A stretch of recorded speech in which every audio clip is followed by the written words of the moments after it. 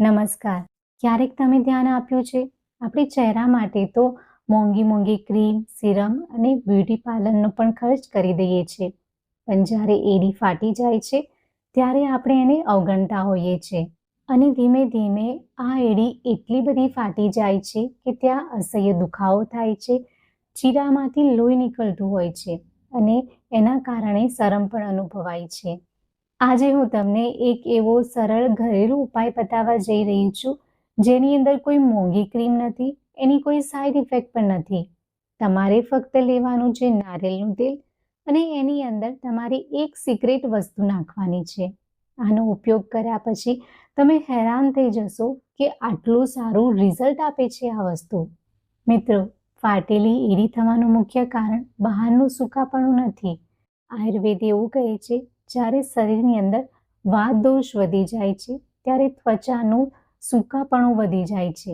એની અંદર ભેજ રહેતો નથી, બ્લડ સર્ક્યુલેશન ઓછું થઈ જાય છે, જેના કારણે સ્કિન ડ્રાય થવા લાગે છે. એની સીધી અસર પગની એડી ઉપર થાય છે અને ત્યાં ચીરા પડવા લાગે છે. ઉપરથી ખુલ્લા પગે વધારે ચાલવું, કઠોર જમીન પર ચાલવું, પાણી ઓછું પીવું, વધારે પડતા કેમિકલવાળા પ્રોડક્ટનો યુઝ કરવો, આ બધું મળીને એડીને ડ્રાય બનાવી દે છે અને ત્યાં ચીરા પડવા લાગે છે. આગળ વિડીયોની અંદર હું તમારી સાથે શેર કરીશ કે કેવી રીતે તમે ફક્ત નારિયેળ તેલનો ઉપયોગ કરીને તમારી ફાટેલી એડીને ફક્ત 1 અઠવાડિયાની અંદર સારી કરી શકો છો. પરંતુ એની સાથે સાથે તમારે અમુક કાળજી રાખવાની પણ જરૂર છે, જેથી તમે જે પણ ઉપાય કરો એનું તમને ફાસ્ટ રિઝલ્ટ મળે. ફાટેલી એડીની સમસ્યા એકવાર સારી થઈ જાય તો એ ફરીથી તમને ન થાય. તો વિડીયોને ધ્યાનથી સમજજો અને એ પ્રમાણે કરજો. ઉપાયને ધ્યાનથી સાંભળજો. તમારે લેવાનું છે નારિયેળનું તેલ. આ નારિયેળનું તેલ તમારે કોલ્ડ પ્રેસ લેવાનું છે. જ્યારે તમે કોલ્ડ પ્રેસ નારિયેળનું તેલ લો છો તો એનું રિઝલ્ટ તમને ફાસ્ટ મળે છે. આ કોલ્ડ પ્રેસ ઓઇલ તમને ઓનલાઈન ઇઝીલી મળી રહેશે, એટલે ત્યાંથી તમારે મંગાવી લેવું. અને તમારે બીજું વસ્તુ લેવાનું છે વિટામિન ઈની કેપ્સ્યુલ. આયુર્વેદ મુજબ નારિયેળ તેલ સ્કિનની અંદર સુધી જઈને ત્યાં ભેજને જાળવી રાખે છે. વિટામિન ઈ સ્કિનની રિપેરનું કામ કરે છે, નવી સ્કિન બનાવવામાં મદદ કરે છે. આ ઉપાયને તમારે રાત્રે સૂતા પહેલાં કરવાનું છે. તમારે એક ટબની અંદર હૂંફાળું ગરમ પાણી લેવાનું છે. એની અંદર તમારે પગને 5 મિનિટ માટે બોળી રાખવાનું છે. 5 મિનિટ થઈ ગયા પછી પગને બહાર કાઢીને જ્યાં પણ ચીરા પડી ગયા હોય એની આજુબાજુ ડેડ સ્કિન થઈ જાય છે, તો એ ડેડ સ્કિનને તમારે સ્ક્રબરથી કાઢી લેવાનું છે. સ્ક્રબર કરતી વખતે તમારે હલકા હાથે સ્ક્રબ કરવાનું છે, વધારે ભાર નથી આપવાનો. ત્યારબાદ તમારે પગને એક ટુવાલથી સારી રીતે કોરા કરી લેવાના છે.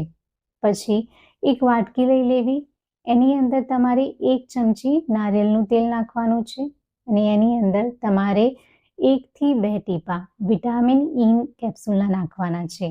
બંનેને સારી રીતે મિક્સ કરી લેવાનું છે. આ મિશ્રણને તમારે ફાટી ગયેલી એડી પર ધીમે ધીમે લગાવવાનું છે અને ત્યાં હલકા હાથે મસાજ કરવાનું છે.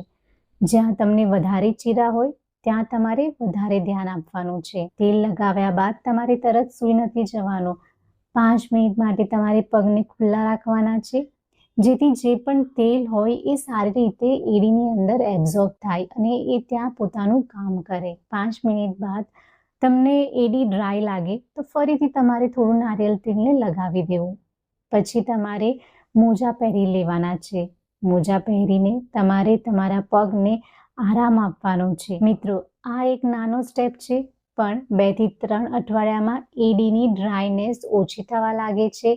એડીનો જે દુખાવો છે એમાં પણ તમને સુધાર આવતો દેખાય છે. ચીરા જ્યાં પણ પડ્યા હશે એ ધીમે ધીમે ભરાવા લાગે છે. જો તમે આ ઉપાયને કન્ટિન્યુઅસ કરો છો તો તમે જોશો કે 2 અઠવાડિયા પછી તમારી એડી પહેલાં જેવી નરમ અને મુલાયમ બની ગઈ છે. તમારા જે ચીરા હતા એ ભરાઈ ગયા છે.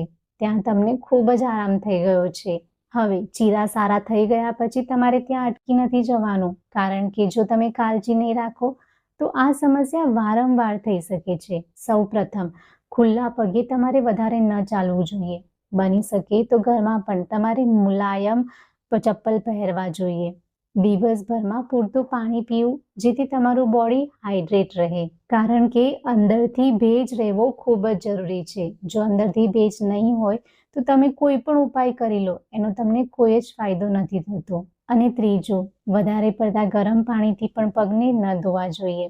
ગરમ પાણી એડીના નેચરલ ઓઇલને ખેંચી લે છે, ત્યાંની સ્કિનને ડ્રાય બનાવી દે છે. અને ચોથું, વધારે પડતા કેમિકલવાળા ફૂટ ક્રીમનો ઉપયોગ ન કરવો. મિત્રો, યાદ રાખજો, ફાટેલી એડી એ કોઈ મોટી સમસ્યા નથી, એ આપણી બેદરકારીનું પરિણામ છે. તો આજથી જ નારિયેળ તેલની અંદર ફક્ત 1 ટીપું વિટામિન ઈનું નાખીને આ ઉપાયને સતત કરતા રહો.